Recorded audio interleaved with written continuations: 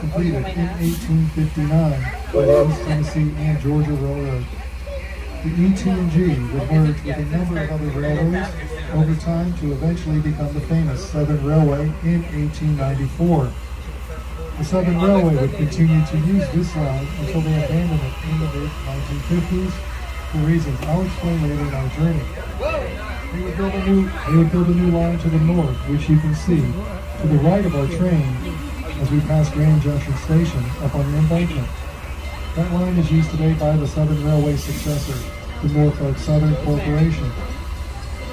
After the Southern Railway abandoned this line, they would donate the 3 miles of track to us here at the museum, which is what we run on today.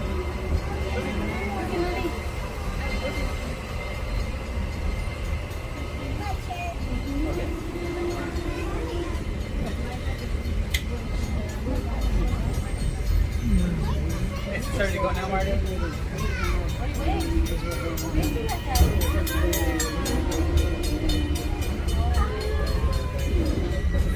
Marty, wave.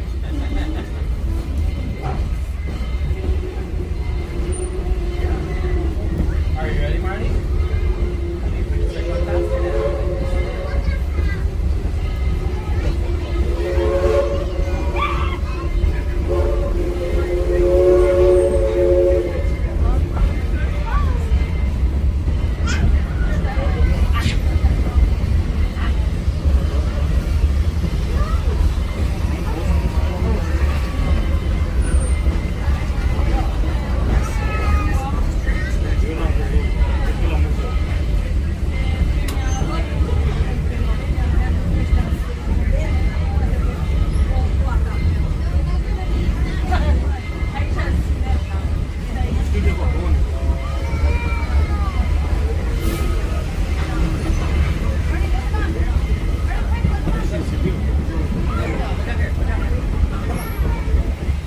To the left side of our train, you will see a gravel road. That gravel road is the original roadbed for the 1859 right-of-way. This line was elevated to its current height that we're riding on today in the first decade of the 20th century by the Southern Railway, due to numerous locations of flooding. Chattanooga was extremely prone to flooding before the construction of the Chickamauga Dam during the Great Depression. An example of this flooding to the left of the train in a moment, you will see a sign. Next to the sign will be a tree with a yellow line painted on it. That yellow line represents the high water mark from the Great Flood of 1867. 9 feet above the track. It explains why this line was elevated to its current height.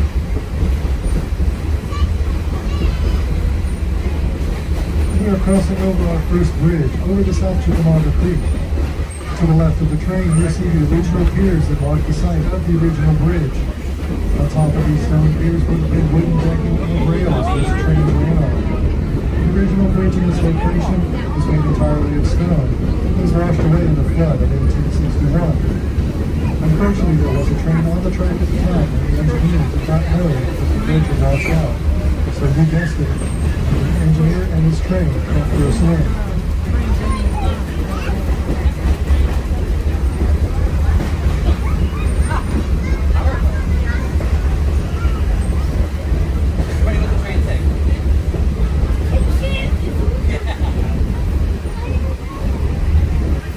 We're about to cross our second bridge. This bridge is over the Western Atlantic Railroad. The line below us there is the first line into Chattanooga, and completed by the state of Georgia in 1850. This line runs from Atlanta to Chattanooga and is still owned by the state of Georgia today. It is currently leased out to CSX Transportation. This line is also home to a very famous story from the Civil War. Some of you may have heard of it, and that would be the Great Locomotive Chase.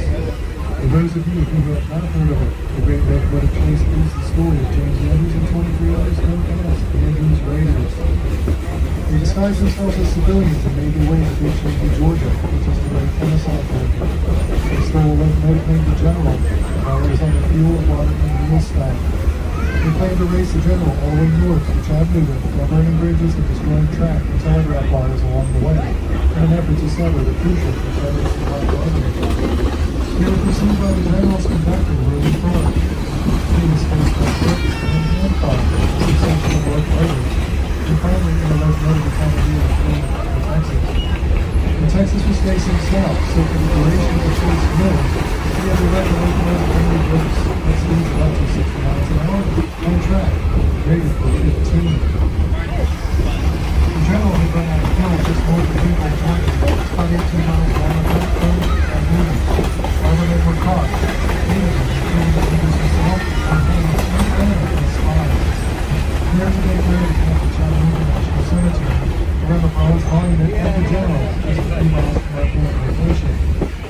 Chattanooga National Cemetery is the first national cemetery in our country. It is also the second largest national cemetery, second only to Arlington.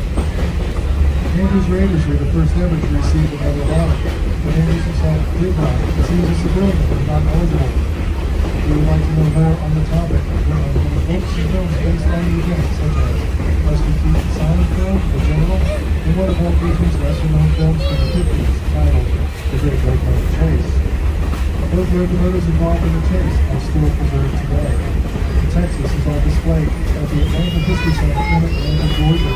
And the General is on display at the Southern Museum of Civil War and Locomotive History in Kennesaw, Georgia.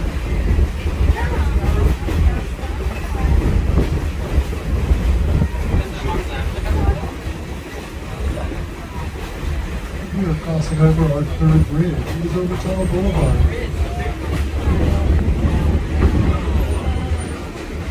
Below us here, the road being tunneled underneath the railroad. That's the end. When the Southern Railway abandoned the line in the 1950s, the roof of the tunnel was opened up to avoid maintenance costs. After the land was donated to us, we put a bridge over this gap. So today we have Tunnel Boulevard without a tunnel. We're now making our climb up Missionary Ridge, but rather than travel over it, we are going to travel through it. Through the Missionary Ridge Tunnel, also known as the White Side Tunnel, named after Colonel Whiteside. This tunnel is 986 feet long.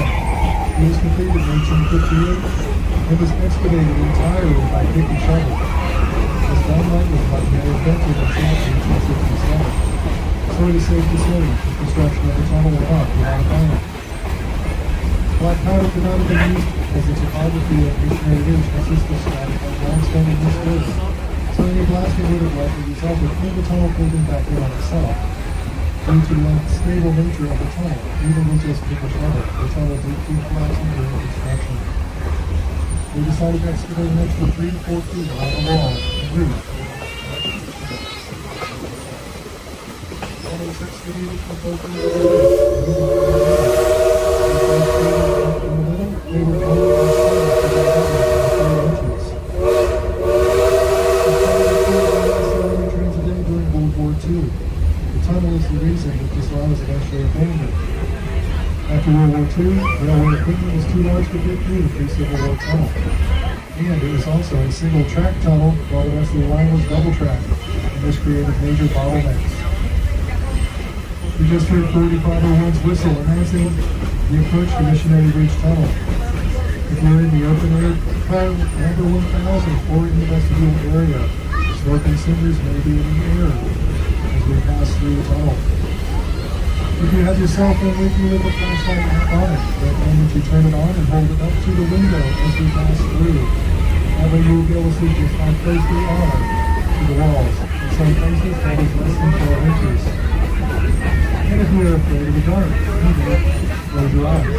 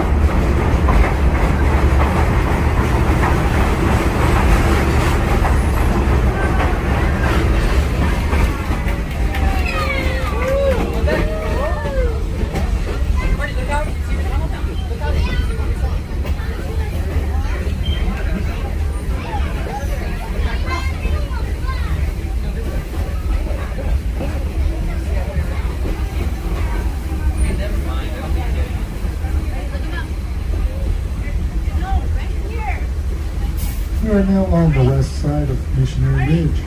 If you are traveling on a Southern Railway passenger car, train, In the early 20th century, this is the route you would have taken approaching downtown Chattanooga, with the terminal station being your final destination. The terminal station today is known as the Chattanooga Choo-Choo Hotel and is down on Market Street in downtown Chattanooga. Also in the passenger train consist, you would have had 4 cars other than just the passenger cars we're riding in. There would have been a baggage car, an RPO car, which is a railway post office, observation car, a dome car, lounge cars, and my favorite, the dining car.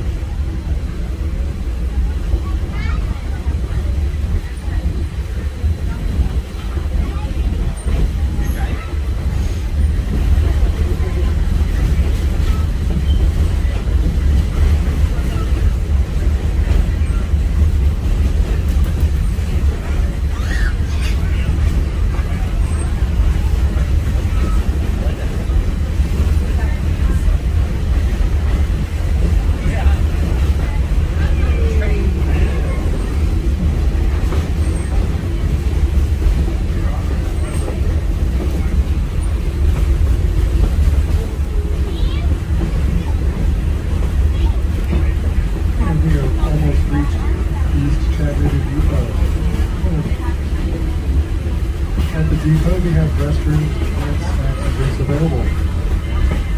Please wait for the train to come to a stop, and the conductor will announce when it is safe to exit the train. We invite you down to the turntable, which is to the left when you exit the train, for our demonstration of Turn 4501. After our turntable demonstration, we'll have a brief tour in our back shops area. A few things that you need to know about is Chattanooga. This is an active rail yard, so we ask that you please be aware of locomotives and cars that can move at any time. We ask that you stay on the paved, marked walkways. Do not wander onto the tracks, ballast, or gravel areas. We also ask that you stay with the group, as this is a guided tour. And if you have any questions, feel free to ask any of your conductors or myself, and we will be happy to answer them for you.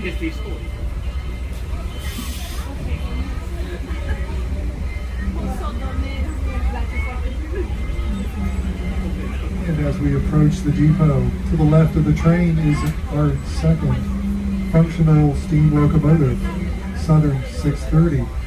This locomotive was built in 1904 by Alco, the American Locomotive Company. Yes, that is right. If you did the math, it is 118 years old.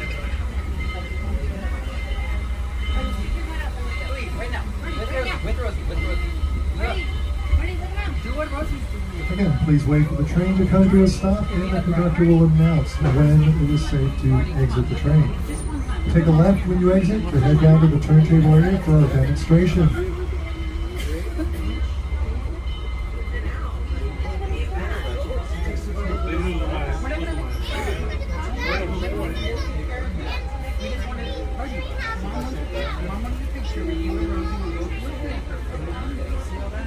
Marty, do you know what that is? That's called coal. It's on fire. I don't know.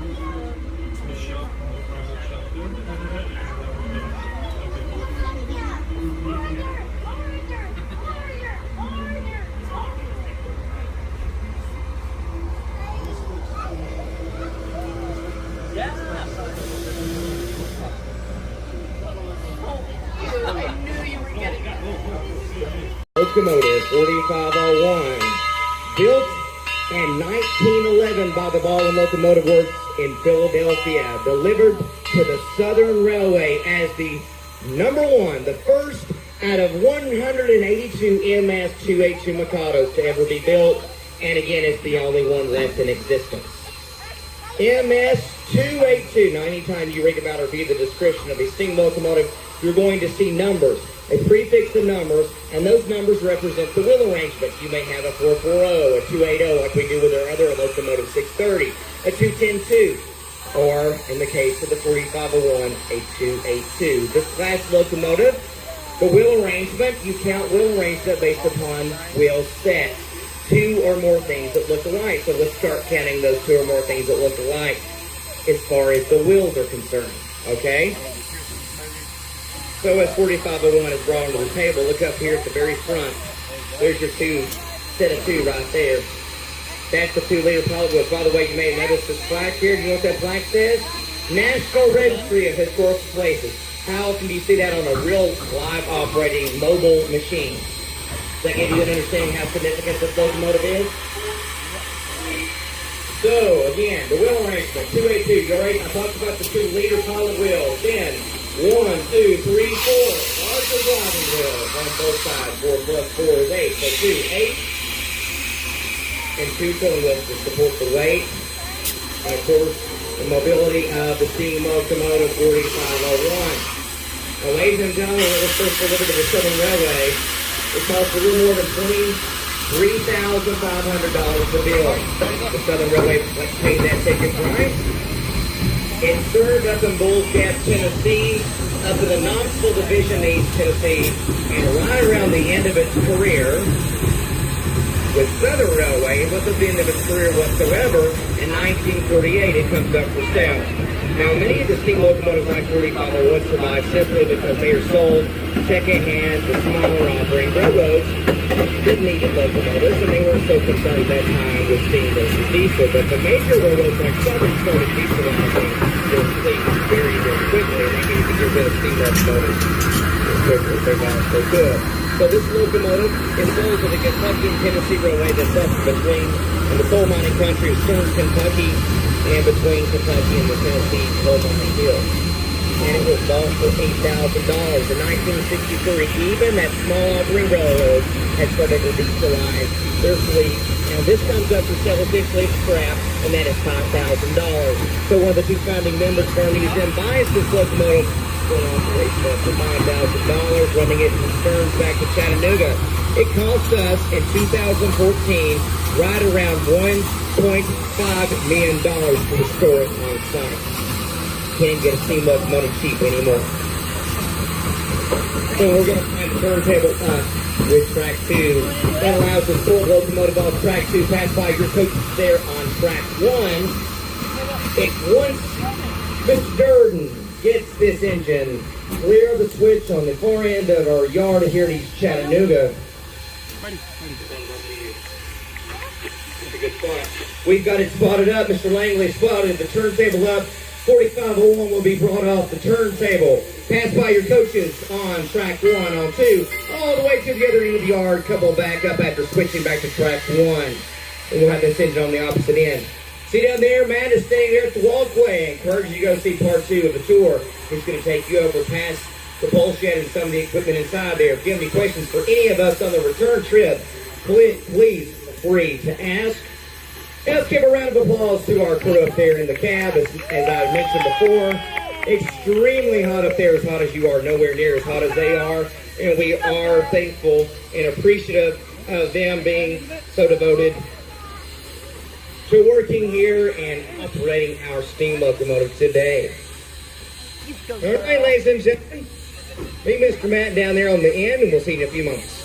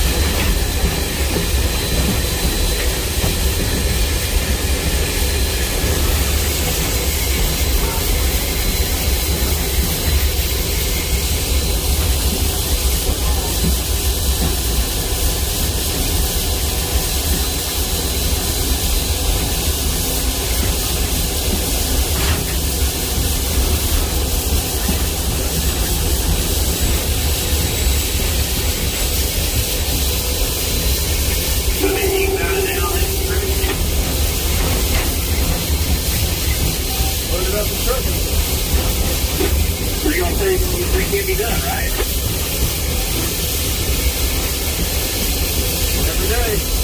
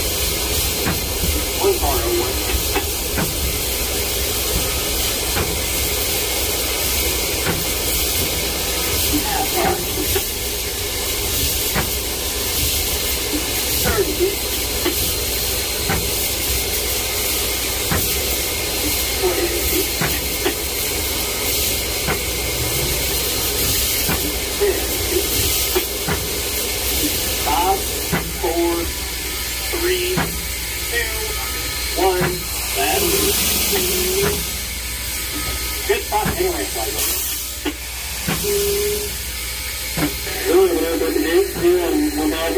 yeah, unload right there.